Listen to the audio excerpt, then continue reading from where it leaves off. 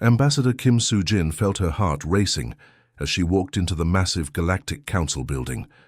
The place was huge, bigger than anything on Earth. Crystal walls stretched up so high she couldn't see the top, and strange alien lights made everything glow with colors that didn't have names. She was tiny compared to everyone else in the room. The other aliens were giants. Some looked like walking trees, others had 6 arms, and a few floated in the air inside bubbles of water. But the scariest ones were the NIGMA Empire delegates, sitting right in front of her. The NIGMA looked like someone had crossed a crab with a robot. Their bodies were covered in shiny metal plates that clicked and scraped when they moved. Their eyes were like black marbles, cold and empty. When they talked to each other, it sounded like nails on a chalkboard. Soo-jin took a deep breath and stepped up to the speaking platform. Her voice shook a little at first, but she forced herself to sound confident. This was too important to mess up. "Honorable council members," she began, and her words were instantly translated into dozens of alien languages. "I'm here today because humanity has discovered something terrible. The void sectors, those empty areas of space that everyone avoids, they're not empty at all. Something dangerous is sleeping there, and if anyone wakes it up, we're all going to die." The NIGMA started making that horrible scraping sound again. It took Soo-jin a moment to realize they were laughing at her. Chancellor Vextar was the biggest NIGMA in the room. When he stood up, his metal shell caught the light and nearly blinded her. "Listen to the little human," he said, and his voice sounded like someone grinding up broken glass. "She thinks empty space is scary. How cute." The other NIGMA thought this was hilarious. They clicked and scraped louder, and some of the other alien species started making their own versions of laughter. Soo-jin felt her face getting hot with embarrassment, but she couldn't give up now. "Please, you have to listen to me," she said, raising her voice over the noise. "My people have been studying these areas for hundreds of years. We found evidence of something that used to live there, something that ate entire star systems. Our ancestors barely survived their first encounter with these things." "Your ancestors," Vextar interrupted, "were probably scared of their own shadows. The NIGMA Empire has conquered 1,000 worlds. We're not afraid of empty space and old stories." He turned to address the whole council, spreading his metal arms wide. "The NIGMA Empire officially claims Void Sector 7. We'll start our mining operations there next week.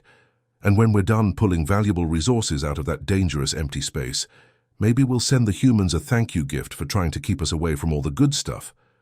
The council chamber exploded with sounds of approval. Aliens were clicking, chirping, and making noises Soo-jin had never heard before. They all thought this was a great idea. Only the small human delegation sat quietly in their corner. Soo-jin looked at them and saw the same fear in their eyes that she felt in her heart. They all knew what was coming next, but nobody would listen to them. As she gathered her papers and prepared to leave, Soo-jin whispered a prayer to whatever gods might be listening. In 1 week, the NIGMA Empire was going to poke something that should never be disturbed. And when that something woke up hungry, the entire galaxy was going to pay the price for not listening to a simple warning from Earth. Dr. Park Min-ho had never been this deep underground before. The elevator ride down into the Geneva Mountains took almost 10 minutes, and his ears kept popping from the pressure. Ancient concrete walls flew past the metal cage, and he could feel the weight of an entire mountain pressing down above him. This wasn't just any underground facility. This was where humanity kept its most dangerous secrets, the kind of knowledge that could destroy civilizations if it fell into the wrong hands. Minho's family had been guardians of these secrets for over 300 years, passing down access codes from father to son, mother to daughter. "I still can't believe we're actually doing this," said Dr. Lee Da-un, clutching a metal briefcase against her chest. She was one of the few people on Earth who studied alien artifacts, but even she had never seen what lay behind these doors. Her face was pale, and Min-ho could see sweat beading on her forehead despite the cold air. The elevator finally stopped with a loud clang. Min-ho pressed his palm against a scanner that looked older than spaceflight itself.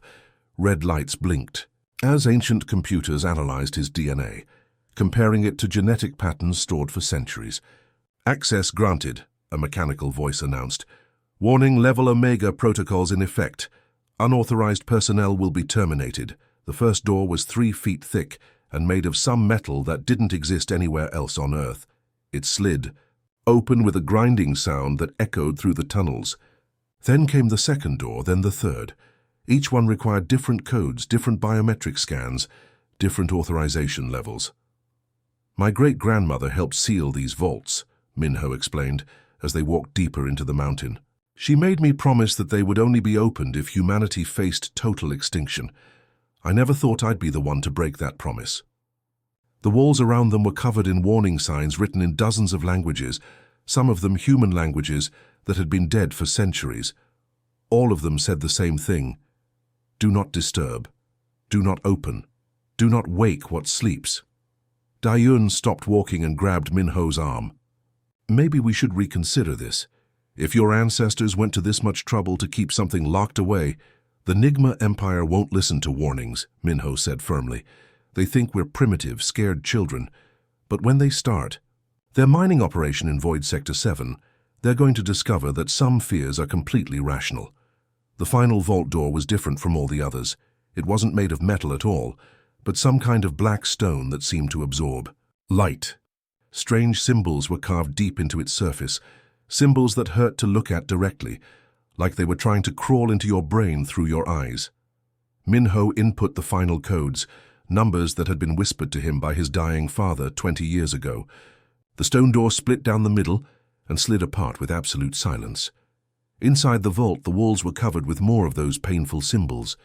Ancient stone tablets were stacked on metal shelves, covered in writing that predated human civilization by millions of years. But at the center of the room sat something that made both scientists step backward in instinctive terror. It was a crystal about the size of a human head, perfectly black, except for veins of something darker running through it. The thing pulsed like a heartbeat, and wherever its light touched, shadows seemed to grow deeper and hungrier. The Devourers, Da'un whispered, reading from a tablet so old it crumbled at her touch. Our ancestors called them the hunger that walks between stars.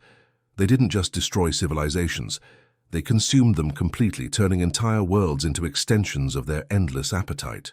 Minho stared at the pulsing crystal and felt a chill that had nothing to do with the cold mountain air. According to these records, they ate everything in their path for millions of years. Planets, stars, entire solar systems.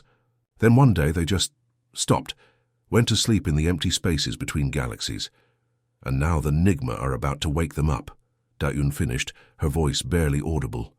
They stood in silence, watching the crystal pulse with its hungry light, knowing that somewhere in the darkness of space, ancient things were stirring in their sleep.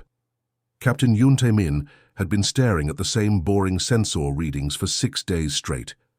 His monitoring station floated at the very edge of human territory, watching empty space that supposedly contained nothing but cosmic dust and radiation. It was the kind of assignment that made most officers go crazy from boredom. But Tae-min knew better than most why this job mattered. His station was positioned exactly where it could watch Void Sector 7, the same sector where the NIGMA Empire had just started their mining operation. The same sector that humanity had been warning everyone to avoid for centuries. The bridge of his small ship was cramped and outdated, only 12 crew members total, running equipment that was at least 20 years old. Earth Command couldn't spare their best ships for monitoring duty, so they got the leftovers. But the sensors still worked, and right now they were picking up something that made Taemin's blood run cold. "Sir, you need to see this," Lieutenant Shin Yuri called from her station. She was barely 22 years old, fresh out of the academy, and her voice was shaking. The energy readings from the NIGMA mining site just went completely insane. Taemin floated over to her console and looked at the display. For 6 days it had shown the steady, predictable energy signatures of NIGMA mining equipment, plasma, cutters, ore processors, transport ships. Now the screen looked like someone had thrown paint at it. Wild energy spikes were jumping off the scale, patterns that didn't match any known technology in the galaxy. "Put it on the main screen," he ordered.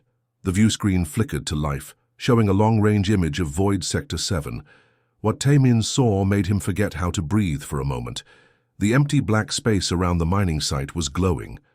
Not The normal glow of ship engines or industrial equipment, but something organic and wrong. It pulsed like a heartbeat, getting brighter and darker in a rhythm that hurt to watch. The NIGMA mining platform had been broadcasting normal status updates every hour for the past week. Boring reports about ore extraction rates and equipment maintenance, but now the communication array was picking up something very different. "Emergency transmission from the NIGMA fleet," announced Chief Engineer Han Wubin from the communications station. His face had gone completely white as he listened to his headset. They're screaming about something coming up from under the planet they were mining. The transmission crackled through the bridge speakers, and what they heard made everyone stop what they were doing. NIGMA voices, normally harsh and mechanical, were filled with pure terror. They were shouting in their own language, but the universal translators were working overtime to convert their panic into human words. Something massive under the surface, breaking through the mining shafts. It's not a mineral deposit, it's alive. By the void spirits, it's alive, and it's angry. Then the transmission started getting weird. The NIGMA voices began to harmonize with something else, something that definitely wasn't NIGMA. The screams took on musical qualities that no natural throat could produce, like a choir singing a song of pure hunger and rage.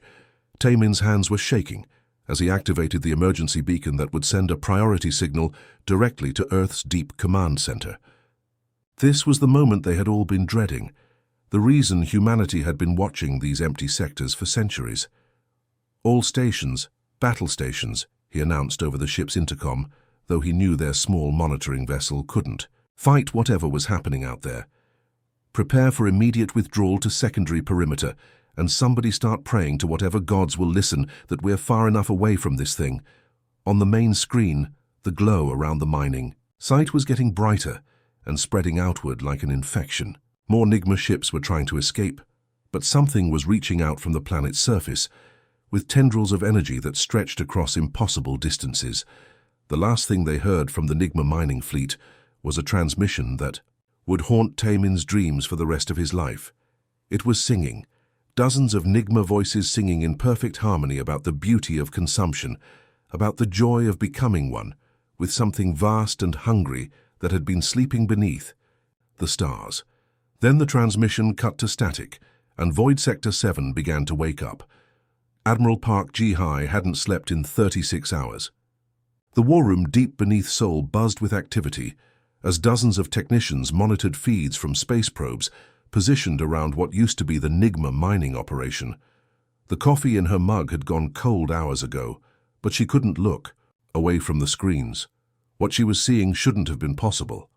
The laws of physics, biology, and common sense were being rewritten in real time, and humanity was getting a front-row seat to the galaxy's worst nightmare. "Admiral, Probe 7 is getting closer to the main mass," reported Lieutenant Kim Hansol from the monitoring station. "The image quality is disturbing, but we're getting clear readings on what's happening to the NIGMA ships." The main screen flickered as the probe transmitted its data across light years of space. What appeared on screen made several junior officers leave the room to throw up. The NIGMA mining platform, which had been a clean geometric structure of metal and crystal just days ago, now looked like a beating heart the size of a city. Veins of some unknown material pulsed across its surface, carrying fluids that glowed with their own sickly light. But the worst part was that you could still see pieces of the original structure embedded in the organic mass. Control towers twisted into spiral shapes, mining equipment fused with what looked like nerve tissue.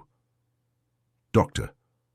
Cho Yun-soo, humanity's only expert on devourer artifacts, stood next to the Admiral with a tablet full of readings that made no sense. She had spent her entire career studying fragments and ruins left behind by these creatures, but she had never seen them in action. "It's not just eating the ships," she explained, her voice barely steady. "Watch Probe 12's feed. See that? NIGMA transport trying to escape? The entity is sending out these extensions of itself. They're not mechanical or biological in any way we understand. They're something else entirely." On a secondary screen, they watched a NIGMA cargo vessel desperately trying to reach the edge of the affected zone. Its engines were running at maximum power, but tendrils of converted matter were stretching out from the central mass like hungry fingers. The tendrils moved faster than light somehow, reaching across thousands of kilometers to wrap around the fleeing ship. "Now watch what happens when they make contact," Yunsu continued. The moment the tendril touched the NIGMA ship, the vessel began to change. Its hull started rippling like liquid metal, flowing and reshaping itself. Through the ship's windows, they could see the NIGMA crew members changing too, their mechanical parts fusing with their organic components in ways that defied all logic. Within minutes, the ship had become part of the growing mass, its engines now serving as organs pumping energy through the creature's expanding body. The crew was still alive. The probe's sensors could detect their life signs, but they were no longer individuals. They had become cells in something vast and hungry. "How fast is this thing growing?" Ji-hai asked, though she was afraid of the answer.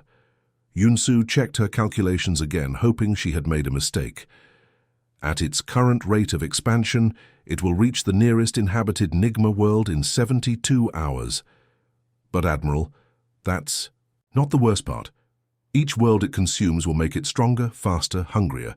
The growth rate is exponential."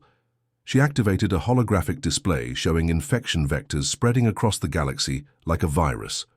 Red lines traced paths between star systems, showing how the entity would spread from world to world, consuming everything in its path. If it reaches the core worlds of the NIGMA Empire, it will have enough material to create thousands of these masses. And then... Yunsu's voice trailed off as she stared at the projections. "Then it spreads to the next species, and the next, until there's nothing left in the galaxy but hunger." Ji-hai felt the weight of every life in the galaxy pressing down on her shoulders. She walked to the command console and placed her hand on a red button that had never been pushed before. The activation switch for Protocol Omega. "All commands, all stations," she announced into the fleet-wide communication system. "This is Admiral Park Ji-hai. By authority of Earth Command and the Emergency Council, I am implementing Protocol Omega immediately. All units are to begin deployment of quantum resonators around the affected zone. We have perhaps days before this spreads beyond any hope of containment." The war room fell completely silent. Everyone knew that Protocol Omega was humanity's most desperate plan, a theoretical solution that had never been tested because testing it could destroy entire solar systems. It was their last best hope of saving galactic civilization, and if it failed, every living thing in the galaxy would join the hungry song echoing from Void Sector 7. Emperor Zaxkol the Mighty had ruled the NIGMA Empire for over 200 years. His throne room was the size of a football stadium, decorated with trophies from 1,000 conquered worlds. Golden statues of himself lined the walls, each one showing him in a different victory pose. He had never known defeat, never experienced fear, never imagined that his vast empire could face extinction. But now, standing before a massive holographic display of his territories, he watched helplessly as red warning lights blinked out one by one. Each light represented an entire world, billions of his subjects gone in minutes. "Impossible!" he roared, his mechanical voice echoing off the crystal walls. "The NIGMA Empire spans half the galaxy. We have conquered species that existed for millions of years. How can some unknown entity destroy us so easily?" General Clickstar, his most trusted military advisor, approached the throne with obvious reluctance. The general's usually proud posture was bent with defeat, and his metallic faceplates were dimmed with shame. "My Emperor," Clickstar said carefully, "I must report that our 17th Battle Fleet has made contact with the entities near the Vorthan system. Admiral Zekmor was commanding our most powerful dreadnoughts, ships that could level entire planets." "And?" Zaxkol demanded, though he could already guess the answer from his general's expression. "They lasted 14 minutes, my lord. I have their final transmission." Clickstar activated a recording device with shaking hands. What came through the speakers made every NIGMA in the throne room step backward in instinctive terror. It started as Admiral Zekmor's voice, strong and confident as he reported engaging the enemy. But then something changed. The Admiral's voice began to harmonize with other sounds that no NIGMA throat could make. His words became a song about the beauty of surrender, about how wonderful it felt to become part of something greater than individual existence. By the end of the transmission, dozens of NIGMA voices were singing together in perfect harmony about their joy at being consumed. "They're not dying," whispered one of the court advisors. "They're joining it willingly." Meanwhile, millions of light-years away, Captain Lee Sung-woo was leading humanity's response to the crisis. His fleet was tiny compared to the massive NIGMA armadas, only 50 ships total, most of them converted civilian vessels with minimal weapons. But they had something the NIGMA didn't have. They understood what they were fighting. "All ships, maintain formation," Sung-woo broadcast to his captains. "Remember, we're not here to be heroes. We're not here to save the NIGMA Empire. They made their choice when they ignored our warnings. Our job is to make sure this thing doesn't spread beyond NIGMA territory." His ship, the Soul's Pride, was approaching the edge of the infection zone. Through the view screen, he could see the twisted remnants of NIGMA worlds glowing with unnatural light. What had once been orderly planets with cities and farms now looked like organs in some vast creature's body. "Captain," called Lieutenant Park Hyo-jin from the sensor station, "I'm detecting movement from the infected zones. Something's reaching out toward us." "All ships, evasive maneuvers," Sung-woo ordered. "Deploy resonators at marked coordinates. And get out fast. Don't engage, don't investigate, don't try to rescue anyone. The moment those things touch our ships, we become part of the problem." The human vessels moved through space like ghosts, silent and careful. They dropped strange devices at specific points around the infected zones, devices that hummed with frequencies that predated human civilization. Ancient technology, built from knowledge that humanity's ancestors had paid for in blood. Resonator. "Deployment successful," reported Commander Yoon Jong-ho from the science vessel. "The entities are reacting to the frequencies. They're pulling back from our positions." Sung-woo allowed himself a moment of hope. The plan was working so far, but they were racing against time. Every hour they delayed meant more NIGMA worlds would fall, and each fallen world made the entity stronger and harder to contain. Back on the NIGMA homeworld, Emperor Zaxkol received reports that his outer territories were completely gone. Entire sectors of space that had been part of his empire for centuries now belonged to something that sang with the voices of his consumed subjects. "Contact the humans," he ordered, the words tasting like poison in his mouth. Tell them we were wrong to mock their warnings. Ask for their help." But even as he spoke, Zaxkol knew it was too late. The thing that had awakened in Void Sector 7 was already reaching toward his core worlds with hungry tendrils of converted matter. Soon his own voice would join the terrible song echoing across the galaxy. Commander An So-young had piloted stealth ships through asteroid fields, hostile alien territories, and the radiation storms around dying stars. But nothing in her 20-year career had prepared her for flying through what used to be NIGMA space. Her ship, the Silent Arrow, was designed to be invisible to most forms of detection. Its hull was coated with materials that absorbed radar, heat sensors, and even light itself. But as she navigated through the infected zone, she wondered if stealth technology would be enough to hide from creatures that existed beyond normal physics. The space around her looked like the inside of some massive living thing. What had once been an empty vacuum between planets was now filled with pulsing veins of organic matter that glowed with their own sickly light. These veins connected the converted worlds like blood vessels in a body, carrying energy and information across impossible distances. "Navigation is getting weird, Commander," reported Lieutenant Kim Jae-sung from his station. "The gravitational fields don't make sense anymore. It's like space itself is alive and changing the rules as we fly through it." Through the view screen, So-young could see one of the former NIGMA worlds. It had been transformed into something that hurt to look at directly. A writhing mass of converted matter that pulsed like a heartbeat. She could make out pieces of the original planet's cities embedded in the organic structure, twisted into new shapes that served purposes no sane mind could understand. Resonator 17. "Ready for deployment," announced Sergeant Oh Min-jun from the cargo bay. "But Commander, those things are definitely noticing us now." So-young checked her sensors and felt her heart skip a beat. Tendrils of converted matter were reaching out from the nearby infected worlds, probing the space around her ship like curious fingers. They moved slowly, almost playfully, as if they were testing what this small human vessel might taste like. "Hold. Steady," she whispered more to herself than to her crew. "We're almost at the deployment point."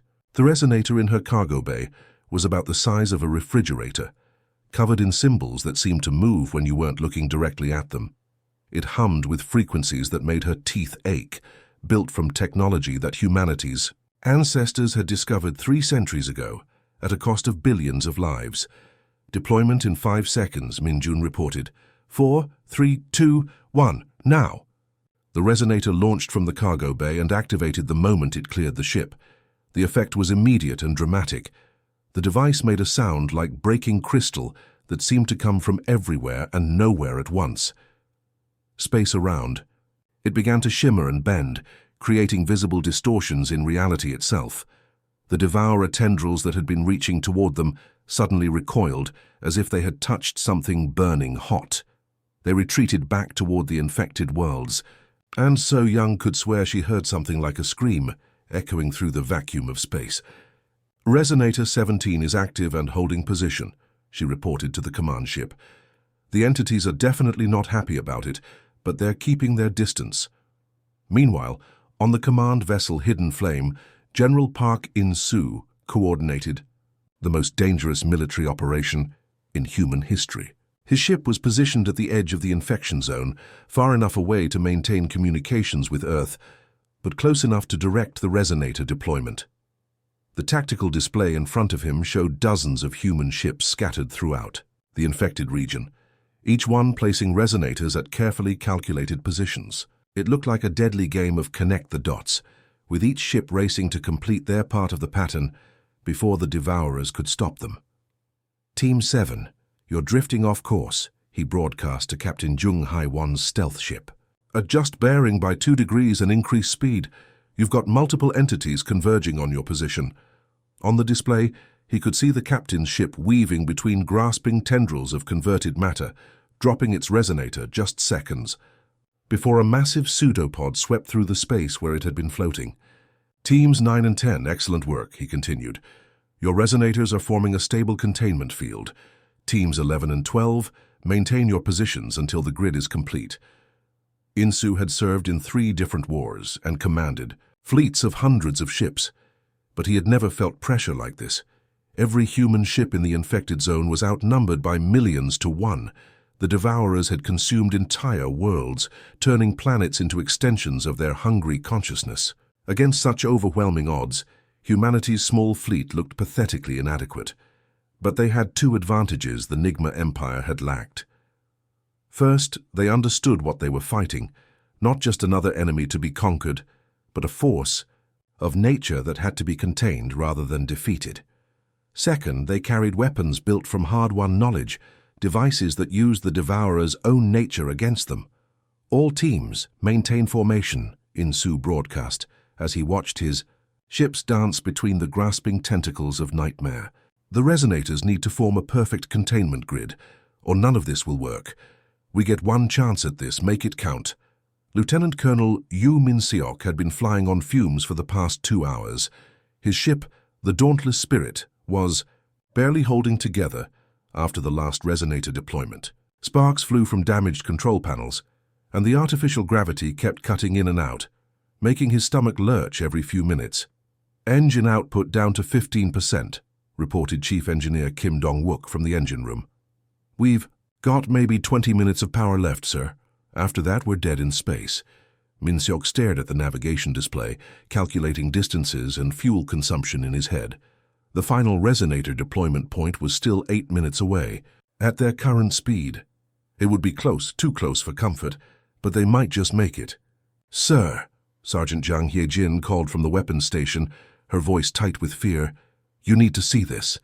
The main view screen lit up with an image that made Min-seok's blood freeze in his veins. Hundreds of the entities were converging, on their position, moving through space like a swarm of nightmarish jellyfish. They weren't the original devourers. Those ancient things were still sleeping in the deep void. These were twisted combinations of NIGMA technology and something far older, ships and bodies that had been converted into extensions of the hunger. Some looked like NIGMA warships that had been turned inside out, their hulls flowing like liquid metal while organic components pulsed beneath the surface. Others were harder to identify, geometric shapes that hurt to look at directly, appendages that seemed to exist in more dimensions than human eyes could properly see. "They're beautiful," whispered Navigator Park Ju-won, and Min Seok felt a chill run down his spine. That was exactly how the conversion process started. You began to see the entities as beautiful instead of terrifying. "Ju-won, look away from the screen," Min Seok ordered sharply. "That's an order. Focus on your instruments only." The young navigator blinked and shook his head, looking confused and slightly embarrassed. "Sorry, sir. I don't know what came over me." Min Seok knew exactly what had come over him. The entities didn't just consume matter and energy. They consumed thoughts, emotions, the very concept of individual identity. The closer you got to them, the more appealing it became to just give up and join their endless song of hunger. Final. "Resonator deployment in 6 minutes, announced Kim Dong-wook. "But sir, we're not going to have enough power to get clear of the blast radius." Min Seok looked at the tactical display and did the math. The resonator needed to be deployed at exactly the right coordinates or the entire containment grid would fail. And once deployed, it would create a quantum field that would trap everything within a 50-kilometer radius, including his ship. He thought about his wife, Seo Jin, waiting for him back on Earth. They had been married for 12 years, and he had promised her that this would be his last dangerous mission. After this, he was going to retire and help her run the small farm they had bought in the countryside. "All hands, this is the Colonel," he announced over the ship's intercom. "I want you all to know that it has been an honor serving with you. But we have a job to finish, and we're the only ones who can do it." He opened a private communication channel to Earth Command. "Control, this is Yu Min Seok. Tell my wife I kept my promise. The galaxy will be safe."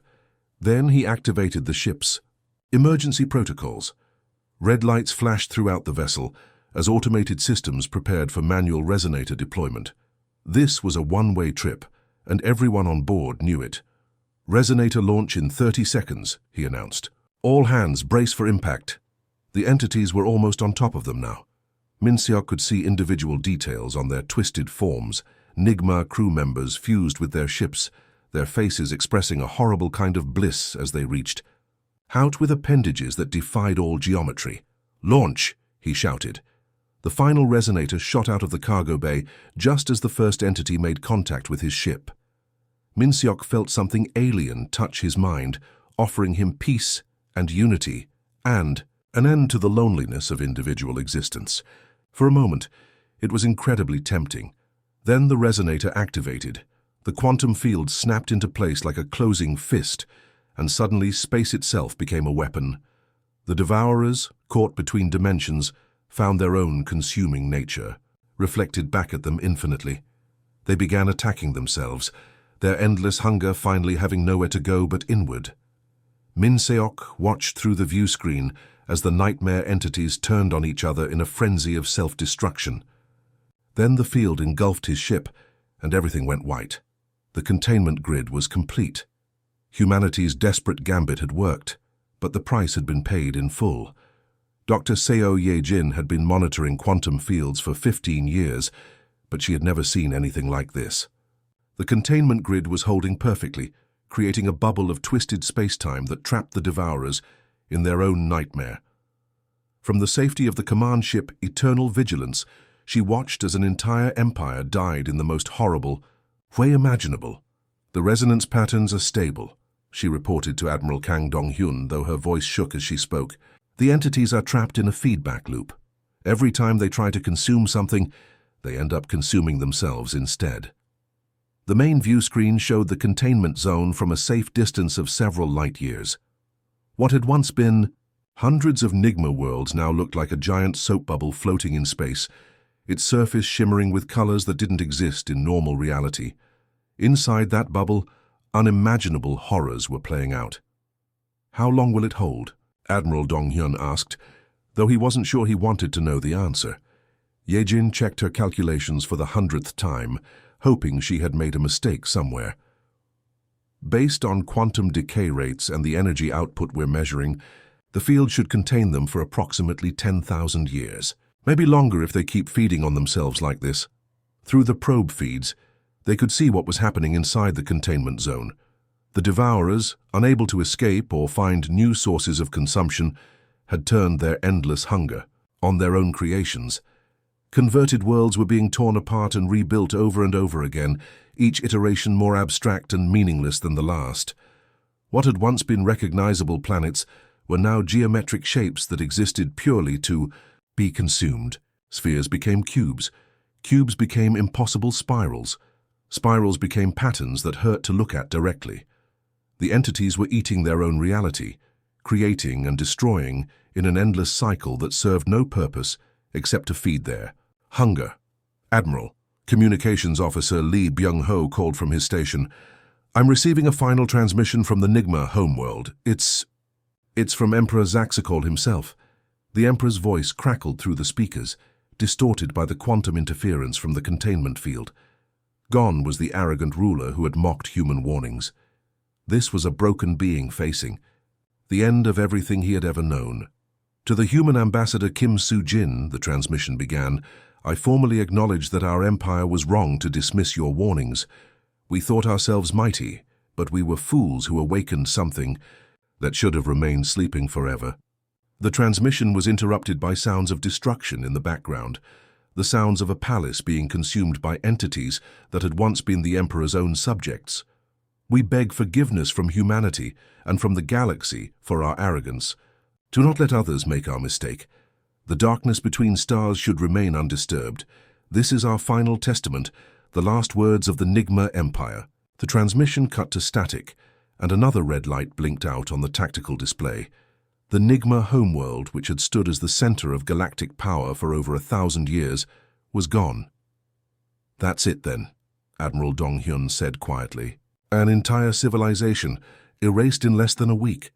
Yejin wiped tears from her eyes as she watched the probe feeds. The converted NIGMA weren't really dead. They were still alive inside the entities, their consciousness twisted into something that found joy in being consumed. In some ways, that was worse than simple death.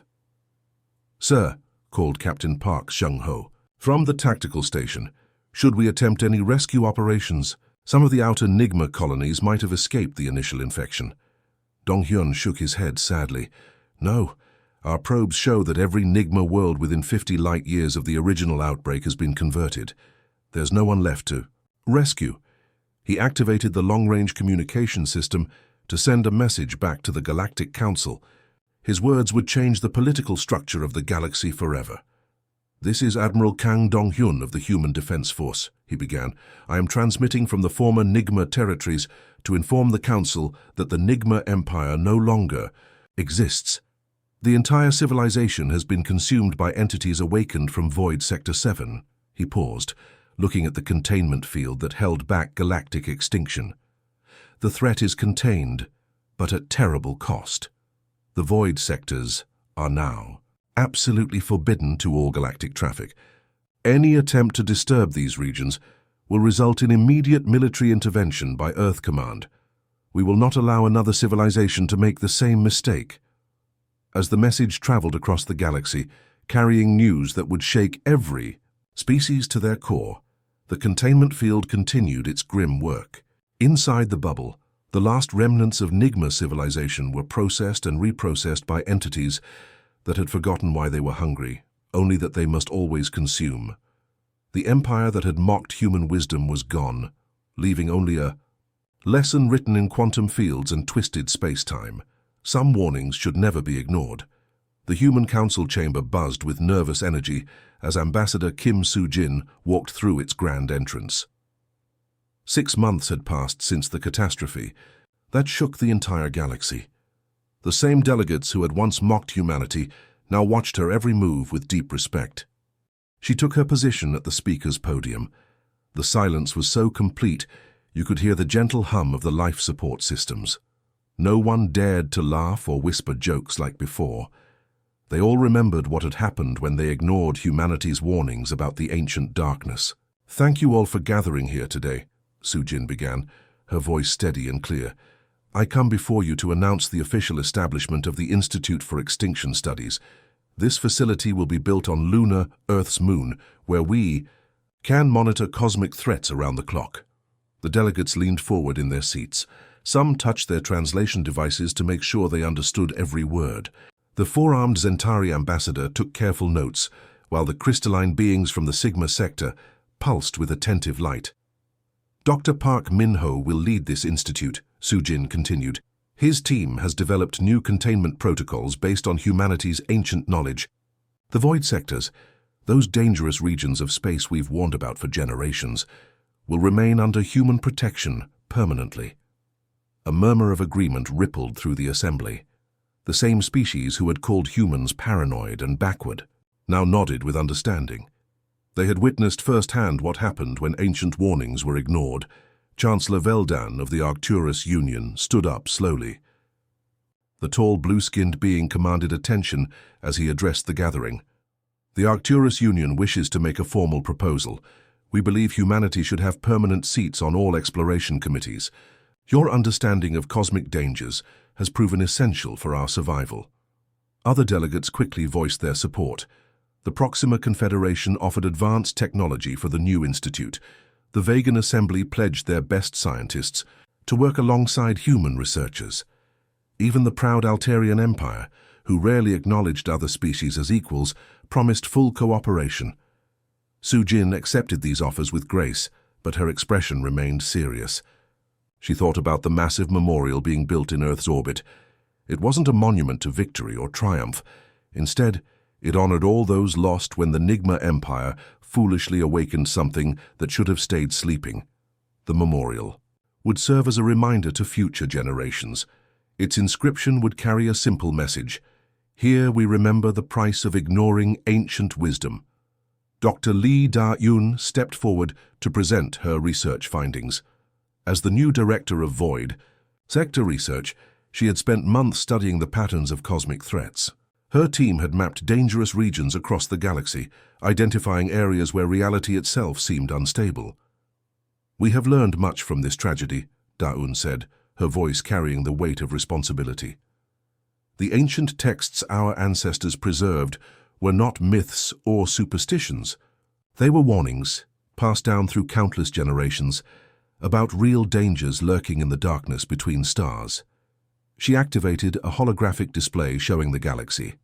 Red zones marked the void sectors, while yellow indicated areas requiring constant monitoring. The space where the NIGMA Empire once existed now showed as a black void, a permanent scar on the cosmic map. "Humanity will continue its ancient duty," Da-Yun declared. "We do not guard the darkness because we are strong. We guard it because we remember what happens when it wakes." These words would become humanity's guiding principle in galactic affairs. They appeared on every human vessel, every research station, every diplomatic document. They reminded everyone that some knowledge came with terrible responsibility. The transformation in how other species viewed humanity was complete. Where once they saw primitive beings clinging to outdated beliefs, they now recognized wise guardians who had protected the galaxy for millennia without recognition or thanks. Young humans training to join the Institute learned not just science and technology, but also the old stories.